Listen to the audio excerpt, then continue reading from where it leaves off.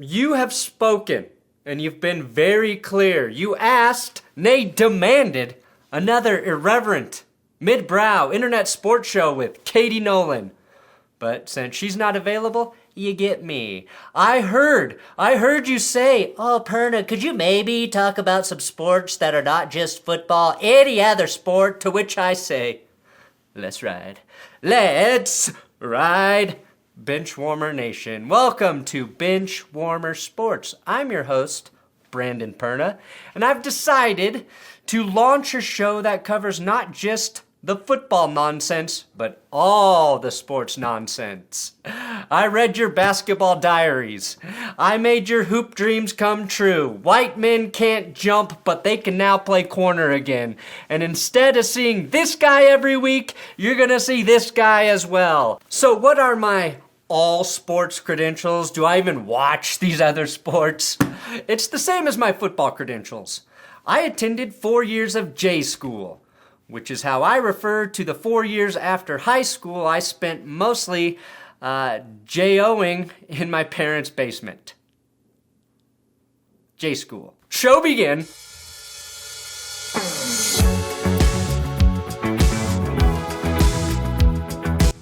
Why call this show Benchwarmer Sports? Well, to pair with my coffee company, BenchwarmerBrew.com, which this week we will be dropping these shirts. Another dumb thing you asked for, but we're gonna use those shirts to raise money for the Alzheimer's Association, which I've partnered with my coffee company.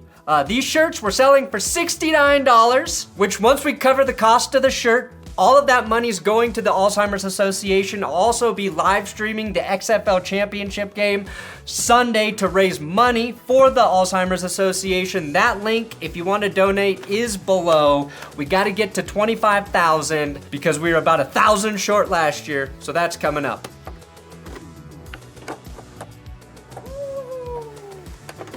All right, let's start with the Sports Weekly Roundup. And unlike actual Roundup, I promise this won't give you cancer. After a lackluster regular season, LeBron James and the Lakers have shocked the sports world with an impressive run in this year's playoffs, with one small hiccup. During their series against the Warriors, starting guard Jared Vanderbilt was publicly called out by a store owner for returning clothes he was photographed wearing to a game.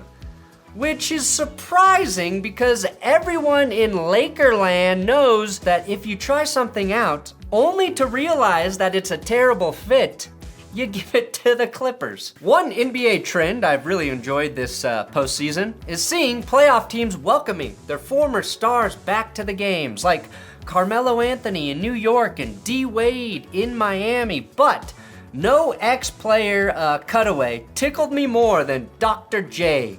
Julius Erving going full Ray Charles at the 76ers Celtics game. I mean, the distinguished white hair, the dark sunglasses inside, but it's that blind guy body language that really nailed the impression for me. Maybe it's just on my mind, though, because blind is how I felt the Broncos offense operated last season. Speaking of, Russell Wilson and Sean Payton were actually courtside at the Nuggets throttling of the Suns in Game 5. Hey, Russ, did you know that Kevin James, the actor-comedian of King of Queens, played me in a movie?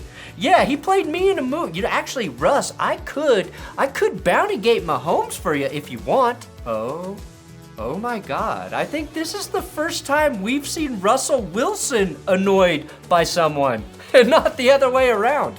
Maybe the Broncos will be better. Now, turning to baseball, MLB rule changes, including those designed to increase stolen bases, seem to have worked, as base stealers are on target to have the highest stolen base success rate in history. But it's another MLB record that caught my attention. Most unbreakable record in baseball actually belongs to a retired postal worker named Mike Cassiano. Okay, this is Mike Cassiano, and he's trying to attend 10,000 baseball games in his life. Yesterday marks his 9,279th career game. That's more than 150 games a year every year for 60 straight years. Wow, 150 games a year for 60 years?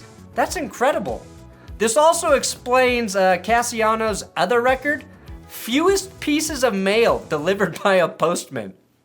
Enjoy that pension, Mike. When you control the mail, you control information. Now, the Rays aren't just off to the best start in baseball, but they also unveiled the new cheering section called Randyland. This is for star Mexican outfielder Randy Arozarena. Why does that name sound familiar? But from what the story says, Randy Arozarena has been detained, arrested in Mexico, involving an altercation with his ex-wife and his ex-father-in-law and his daughter. So we're just gonna say allegedly here. Throw an allegedly stamp on there, bam. Met up with his ex-wife, took his daughter, was trying to basically take her back with him, take her away from the ex-wife. The ex-father-in-law got involved. Apparently there was a bit of a scuffle. Randy Arozarena possibly assaulted the ex-father-in-law, and that's all we know right now. Shout out Giraffe Neck, one of my favorite baseball dudes on YouTube.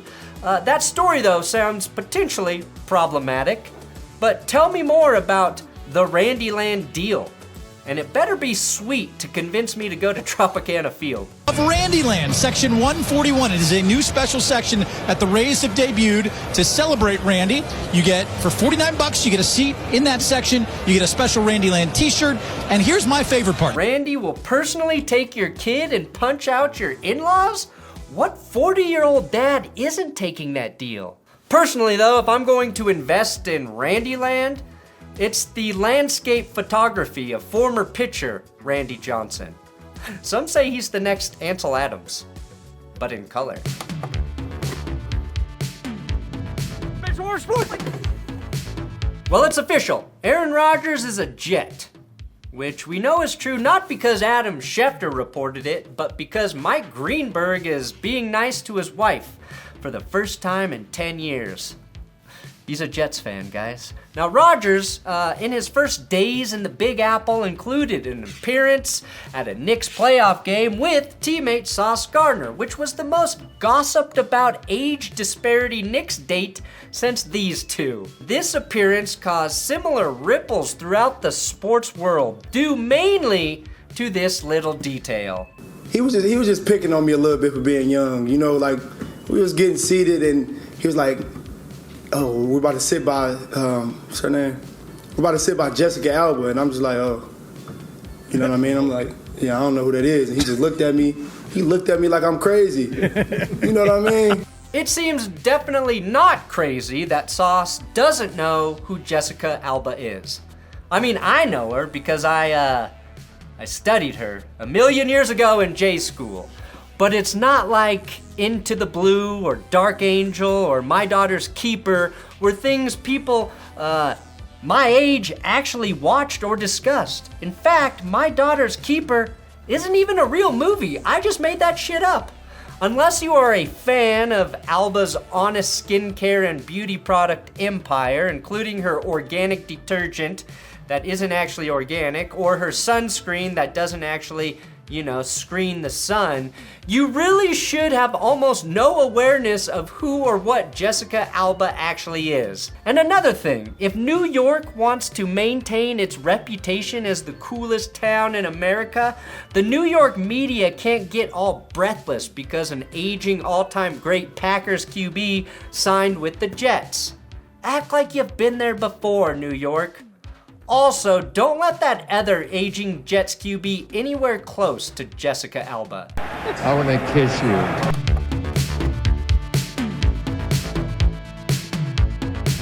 Welcome to the main story. I'm calling it Cover Zero, because after I cover it, you will have learned zero. Now, the NFL Draft is already one of the best days of the year for football fans.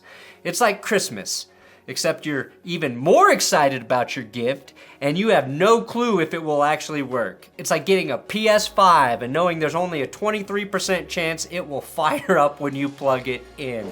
But we love it. On day 2 of the draft, the Denver Broncos made NFL history. The Denver Broncos select Riley Moss, defensive back, Iowa. That's right, new Broncos head coach Sean Payton made the unorthodox decision to draft Billy from Stranger Things. The strangest thing? A white corner. Which, much like internet cafes, were at one time totally a normal thing, and then all of a sudden, not. And because this topic is starting to feel a little hot for me, I'll let comedian Shane Gillis explain. I just watched this documentary on Alabama football. It's great. It's about, well, it's not, I don't know if you should say it's great, but It's about Alabama football. It's about when they desegregated their football team. Does anyone understand? There were white corners. White cornerbacks. You understand how preposterous that is? Some of you are too young to have ever even seen a white corner. They're extinct. They don't exist. Now, personally, I blame Ryan Gosling for killing the white corner. But now that he has the same lack of a penis as a Ken doll, I'll let it slide.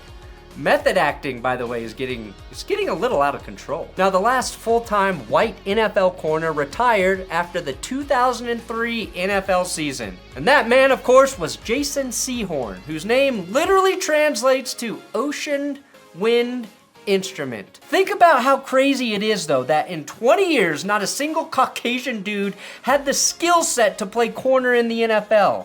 It's the only position in the game like that. And my favorite part about it is it makes people uncomfortable to even acknowledge. Yeah, Sean, I wanted to say there, you coached against Jason Sehorn 2 years in Philly, and then we were with him for 4 years. And so it is, I guess, a novelty or whatever it is, but to have Is the topic white corner? Yeah, the topic's white. I mean, you were around the last really great one. Since then, we've had a couple white corners take some snaps at the position. Troy Apke and Kevin Case-Varn, who's actually half Thai, so score that as 1.5 part-time white corners.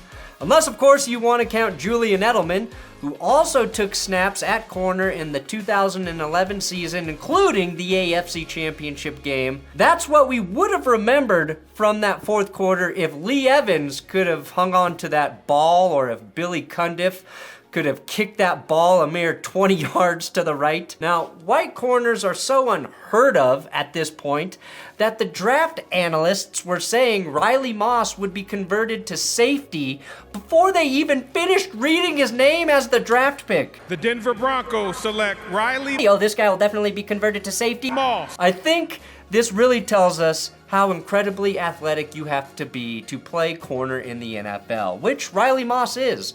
Nobody gives a shit, though, that his RAS score is a 9.43. That's out of 10, by the way. I get it. If you see this photo of Jason Sehorn, your first thought isn't, oh, isn't that the dude who picked 6 Donovan McNabb in the playoffs? Instead, your first thought is, why am I looking at a photo of a hedge fund manager on vacation? Sehorn shut down both Randy Moss and Chris Carter in the 2000 NFC Championship game against the Vikings, which feels like an old folk legend at this point. Like John Henry racing a steam-powered drilling machine, or Marilyn Manson getting a ribectomy. Naturally, Payton was asked about the Sehorn comp. It was literally one of the first questions he was asked, and Moss was the third player the Broncos drafted. And they didn't even start drafting until the end of the second round. Here was his response. Jason played safety in college.